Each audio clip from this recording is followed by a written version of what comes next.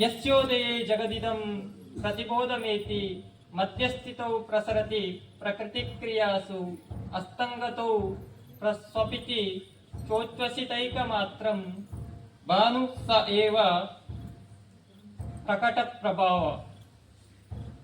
ಯಾವಾತನ ಉದಯದಿಂದ ಇಡೀ ಜಗತ್ತು ಎಚ್ಚರಗೊಳ್ಳುತ್ತದೆಯೋ ಅದೇ ರೀತಿ ಯಾವಾತನು ನಭೋಮಂಡಲದ ಮಧ್ಯಕ್ಕೆ ಬಂದಾಗ ಪ್ರಕೃತಿ ತನ್ನೆಲ್ಲ ಕ್ರಿಯೆಗಳನ್ನು ತಲ್ಲೀನದಲ್ಲಿ ಇರುತ್ತದೆಯೋ ಹಾಗೆ ಯಾವಾತನ ಅಸ್ತಂಗತವಾದಾಗ ಸಕಲ ಜೀವರಾಶಿಗಳು ಕೇವಲ ಉಸಿರಾಟವನ್ನು ಮಾಡುತ್ತಾ ಸುಪ್ತಾವಸ್ಥೆಯಲ್ಲಿರುತ್ತದೆಯೋ ಅಂತಹ ರವಿಯು ತನ್ನ ಸ್ವಭಾವವನ್ನು ಪ್ರಕಟಿಸುತ್ತಾ ಪ್ರಭಾವಶಾಲಿಯಾಗಲಿ. ರಥಸಪ್ತಮಿ ಇದೊಂದು ವಿಶೇಷ ದಿನ. ಪ್ರಕೃತಿಯಲ್ಲಿ ಆಗುವ ಬದಲಾವಣೆಯನ್ನು ಗುರುತಿಸುವ ದಿವಸ. ನಮ್ಮ ಸನಾತನ ಭಾರತೀಯತೆಯಲ್ಲಿ ಪ್ರಕೃತಿಯಲ್ಲಿ ಆಗುವ ಪ್ರತಿಯೊಂದು ಸೂಕ್ಷ್ಮವಾದ ಬದಲಾವಣೆಗಳನ್ನು ಗುರುತಿಸಿಕೊಂಡು ಬೇರೆ ಬೇರೆ ತಿಥಿಗಳಲ್ಲಿ ಅದರದ್ದೇ ಮಹತ್ವವನ್ನು ಒಳಗೊಂಡ ಹಬ್ಬ ಹರಿದಿನಗಳನ್ನು ಆಚರಿಸ್ತೇವೆ. ಪಾಡ್ಯಕ್ಕೆ ಯುಗಾದಿ, ಸೋಮನ ಬಿದಿಗೆ ಅಕ್ಷಯ ತೃತೀಯೆ, ಚೌತಿ, ನಾಗರ ಪಂಚಮಿ, ಸುಬ್ರಹ್ಮಣ್ಯ ಷಷ್ಠಿ, ಹಾಗೆ ಅಷ್ಟಮಿಗೆ ಗೋಕುಲಾಷ್ಟಮಿ, ರಾಮನವಮಿ, ವಿಜಯದಶಮಿ, ವೈಕುಂಠ ಏಕಾದಶಿ, ಉತ್ಥಾನ ದ್ವಾದಶಿ, ಮಹಾಶಿವರಾತ್ರಿ, ಅನಂತನ ಚತುರ್ದಶಿ, ಹುಣ್ಣಿಮೆಗೆ ನೂಲ ಹುಣ್ಣಿಮೆ ಹಾಗೂ ಅಮಾವಾಸ್ಯೆಗೆ ಮಹಾಲಯ. ಹೀಗೆ ಬೇರೆ ಬೇರೆ ಮಾಸಗಳಲ್ಲಿ ನಾವು ಅದರದ್ದೇ ಒಂದು ಪರಿಕಲ್ಪನೆಯನ್ನು ಇಟ್ಟುಕೊಂಡು ಹಬ್ಬ ಹರಿದಿನಗಳನ್ನು ಆಚರಿಸುತ್ತೇವೆ. ಅದೇ ರೀತಿಯಾಗಿ ಮಾಘ ಮಾಸದ ಶುಕ್ಲ ಪಕ್ಷದ ಸಪ್ತಮಿ ತಿಥಿಯಂದು ನಾವು ಬೆಳ್ಳಿ ರಥಾರೂಢನಾದ ತೇಜೋಪುಂಜನಾದಂತಹ ಆ ಒಂದು ಭಗವಾನ್ ಸೂರ್ಯದೇವರನ್ನು ಆರಾಧನೆ ಮಾಡುವ ಪರ್ವ ದಿವಸ. ಪ್ರಕೃತಿಯಲ್ಲಿ ಈ ದಿವಸ ಚಳಿಗಾಲ ಮುಗಿದು ಬೇಸಿಗೆಗಾಲ ಪ್ರಾರಂಭವಾಗುವ ದಿನಗಳು. ಯಾವಾಗ ನಾವು ಪ್ರಕೃತಿಯಲ್ಲಿ ಆಗುವ ಬದಲಾವಣೆಗಳನ್ನು ಗಮನಿಸಿಕೊಂಡು ಒಂದು ಹಬ್ಬ ಹರಿದಿನಗಳನ್ನು ಆಚರಿಸ್ತೇವೋ ಆ ಹರಿದಿನಗಳನ್ನು ಆಚರಿಸುವ ಮುಖ್ಯ ವಿಷಯಗಳು ಹಾಗೂ ಮಹತ್ವಗಳನ್ನು ಅರಿತುಕೊಂಡರೆ ಇನ್ನಷ್ಟು ಆ ಹಬ್ಬ ಹರಿದಿನಗಳನ್ನು ಆಚರಿಸುವ ಪುಣ್ಯವು ನಮ್ಮದಾಗುತ್ತದೆ.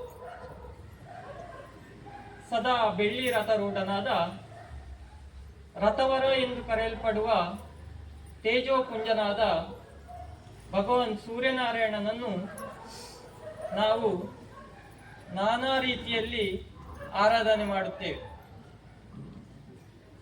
ಇವತ್ತು ಆ ರಥಾರೂಢನ 7 ಅಶ್ವಗಳಾಗಿ ಗಾಯತ್ರಿ, ಬೃಹತಿ, ಉಷ್ಣಿಕ್, ಜಗತಿ, ತೃಷ್ಟುಪ್, ಅನುಷ್ಟುಪ್, ಪಂಕ್ತಿಗಳೆಂಬ 7 ಅಶ್ವಗಳು ಆ ರಥವನ್ನು ಮುಂದೆ ಕೊಂಡೊಯ್ಯುತ್ತಾ ಇದೆ.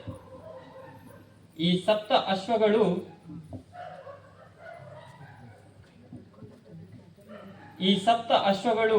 ಕೇವಲ ವೇದ ಸ್ವರೂಪಿಯಾದ ಸೂರ್ಯನ ಛಂದಸ್ಸುಗಳಲ್ಲದೆ 7 ವಾರಗಳು, 7 ಬಣ್ಣಗಳು ಹಾಗೂ ನಮ್ಮ ದೇಹದಲ್ಲಿರುವ 7 ಚಕ್ರಗಳನ್ನು ಪ್ರತಿಬಿಂಬಿಸುತ್ತದೆ.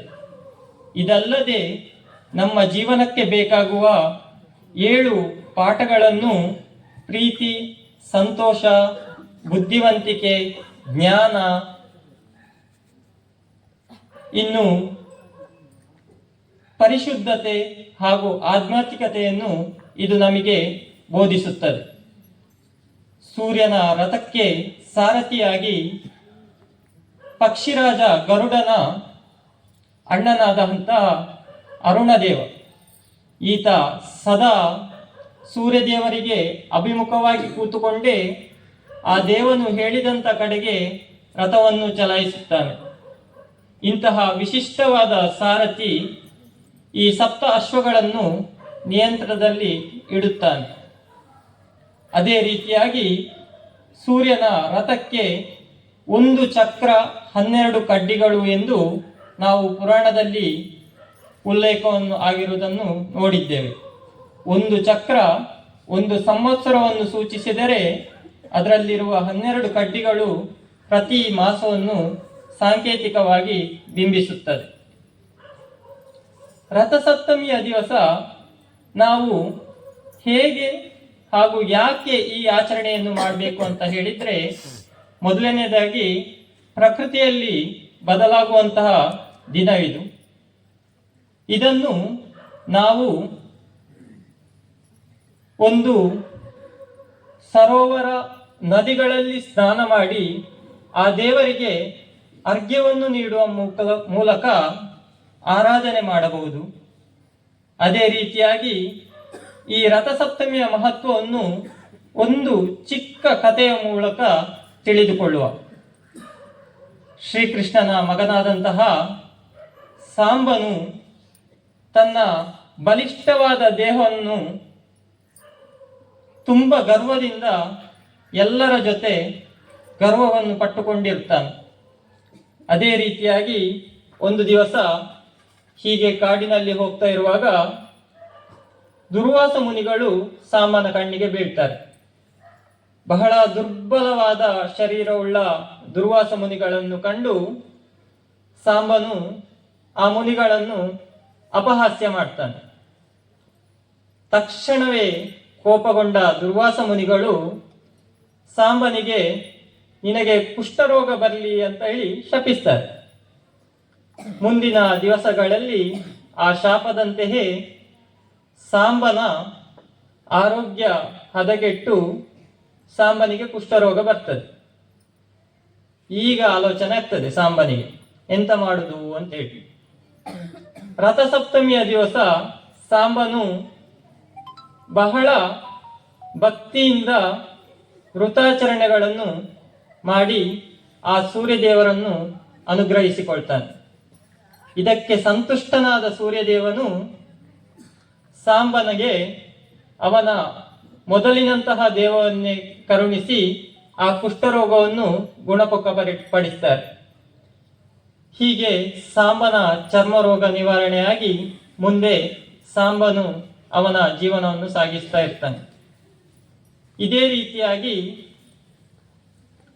ಪಾಂಡವರು ಅಜ್ಞಾತವಾಸದಲ್ಲಿದ್ದಾಗ ಶ್ರೀಕೃಷ್ಣನ ಉಪದೇಶದಂತೆ ದ್ರೌಪದಿಯು ಆ ಸೂರ್ಯದೇವರನ್ನು ಆರಾಧನೆ ಮಾಡ್ತಾಳೆ. ಸೂರ್ಯದೇವನಿಂದ ಅಕ್ಷಯ ಪಾತ್ರೆಯನ್ನು ಪಡೆದ ಉಲ್ಲೇಖ ನಮಗೆ ಪುರಾಣಗಳಿಂದ ದೊರೆಯುತ್ತದೆ. ರಾಮ ರಾವಣರ ಯುದ್ಧದ ಸಮಯದಲ್ಲಿ ಅಗತ್ಯ ಮುನಿಗಳ ಉಪದೇಶದಂತೆ ಆದಿತ್ಯ ಹೃದಯವನ್ನು ಶ್ರೀರಾಮ ದೇವರು ಉಪಾಸನೆ ಮಾಡ್ತಾರೆ. ಇದರಿಂದಾಗಿ ಬಹಳ ಸುಲಭವಾಗಿ ಆ ಯುದ್ಧವನ್ನು ಶ್ರೀರಾಮರು ಜಯಗಳಿಸ್ತಾರೆ.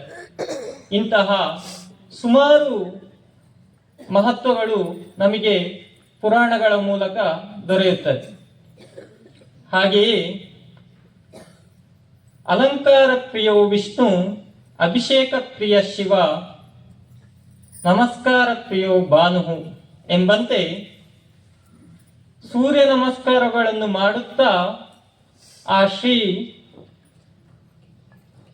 ಸೂರ್ಯನಾರಾಯಣನನ್ನು ನಾವು ಆರಾಧನೆ ಮಾಡಬಹುದು. ಸೂರ್ಯ ನಮಸ್ಕಾರವನ್ನು ಮಾಡುವುದರ ಜೊತೆಗೆ ನಮ್ಮ ದೇಹಕ್ಕೆ ಹಾಗೂ ಮಾನಸಿಕವಾಗಿ ಬಹಳಷ್ಟು ಪ್ರಯೋಜನಗಳಿವೆ. ಸೂರ್ಯ ನಮಸ್ಕಾರವನ್ನು ಪ್ರತಿನಿತ್ಯವೂ ಮಾಡುವುದರಿಂದ ನಮಗೆ ದೈಹಿಕವಾಗಿ ಕೊಬ್ಬುಗಳ ಕರಗುವಿಕೆ, ಇದರಿಂದ ತೂಕದ ಇಳಿಕೆ, ರಕ್ತದ ಪರಿಚಲನೆ ಹೆಚ್ಚಾಗಿಸಿ ಇದು ನಮ್ಮ ಚರ್ಮದ ಆರೋಗ್ಯವನ್ನು ಕಾಪಾಡುತ್ತದೆ. ಸ್ನಾಯುಗಳು ಹಾಗೂ ಕೀಲುಗಳ ಆರೋಗ್ಯವನ್ನು ಕಾಪಾಡುತ್ತದೆ. ರೋಗ ನಿರೋಧಕ ಶಕ್ತಿಗಳನ್ನು ಹೆಚ್ಚಿಸುತ್ತದೆ. ಇದಲ್ಲದೆ ನಮಗೆ ಮಾನಸಿಕವಾಗಿ ಒತ್ತಡವನ್ನು ನಿಭಾಯಿಸುವ ಒಂದು ಶಕ್ತಿಯನ್ನು ನೀಡುತ್ತದೆ. ಇದೇ ಕಾರಣಕ್ಕಾಗಿ ನಾವು ಆದಿತ್ಯಸ್ಯ ನಮಸ್ಕಾರನ್ ಏ ಕುರ್ವಂತಿ ದಿನೇ ದಿನೇ ಆಯು ಪ್ರಜ್ಞಾ ಬಲಂ ವೀರ್ಯಂ ತೇಜಸ್ತೇಷಾಂ ಚ ಜಾಯತೆ ಎಂದು ಹಿರಿಯರು ಹೇಳಿದ್ದಾರೆ. ಅದೇ ರೀತಿಯಾಗಿ ಇವತ್ತಿನ ಈ ಪರ್ವ ದಿವಸದಲ್ಲಿ ನಾವು ಏಕೆ 108 ಸೂರ್ಯ ನಮಸ್ಕಾರ ಮಾಡುವುದು ಅಂತ ಒಂದು ಕಾರಣಗಳನ್ನು ಹುಡುಕುತ್ತಾ ಸಾಗಿದರೆ, ಈ 108 ಎಂಬ ಸಂಖ್ಯೆ ಒಂದು ವಿಶಿಷ್ಟವಾದ ಸಂಖ್ಯೆ.